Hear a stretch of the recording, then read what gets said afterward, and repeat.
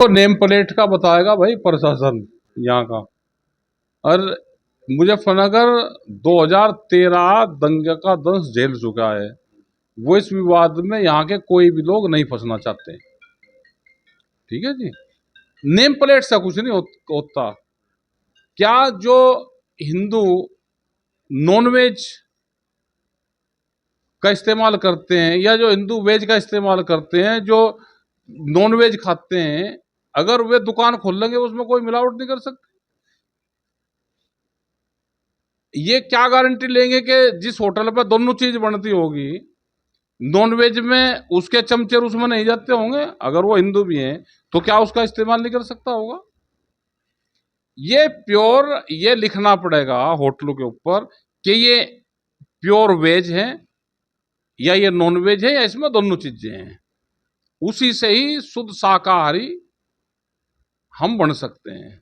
अगर दोनों एक जगह मिल रही तो भाई कुछ न कुछ दाल गालमेल होगा, उसमें जाति से नहीं है।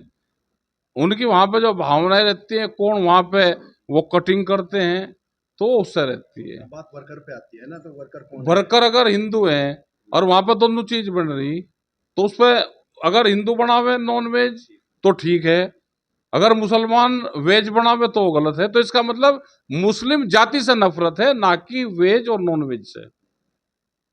हम इसका सपोर्टर नहीं है। क्या होना चाहिए हमारा फार्मूला ये ना, ये फार्मूला है कि जिसको वेज खाना है या जिस होटल में वेज बने तो ये ग्रीन रंग से लिखा जाए, और जिसमें नॉन वेज बने और रेड कलर से लिखा जाए। आने वाले ग्राहक को पता रहे कि इसमें क्या चीज बन रही। इसमें दोनों है तो दोनों वाला रुकेगा, अकेला है तो अकेला वाला रुकेगा। ये चिन्हित कर दे सरकार। जाति और नाम से जाति नाम से कुछ नहीं होता।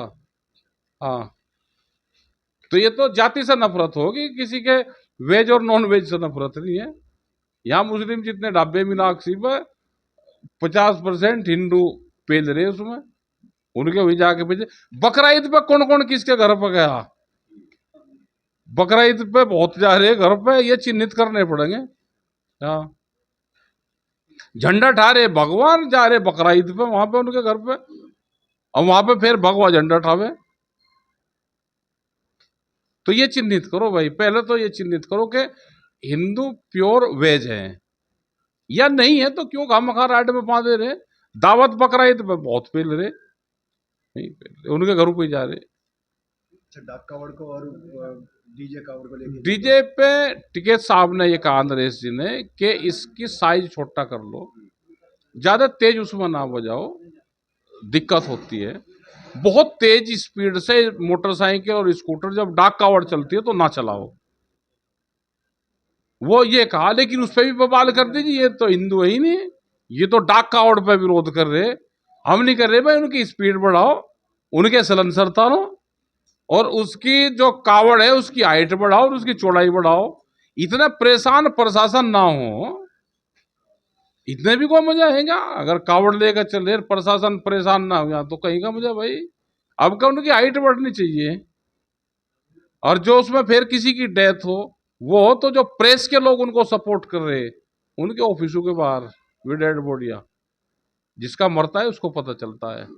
पिछले साल एक लड़का फौजी मरा, आपस में झगड़े हुए कि ये मेरे से आगे क्यों निकल गया। अकेला लड़का था, फौजी था। उनके परिवार से पूछो जाके। जो बच्चे एक्सीडेंट में मरते हैं, तेज गाड़ियां चलाते हैं, कहाँ कंपटीशन हो रहा है भाई? तो भावनाएं हैं। अपना जल वहां से लो, पवित्र जल है, उसको जो अपने शिवालय हैं, गांव के हैं या जहां जिसको जाना है, वहां बहुत भावनाओं से उसको चढ़ाते हैं, लेकिन अपना शांतिपूर्ण तरीके से।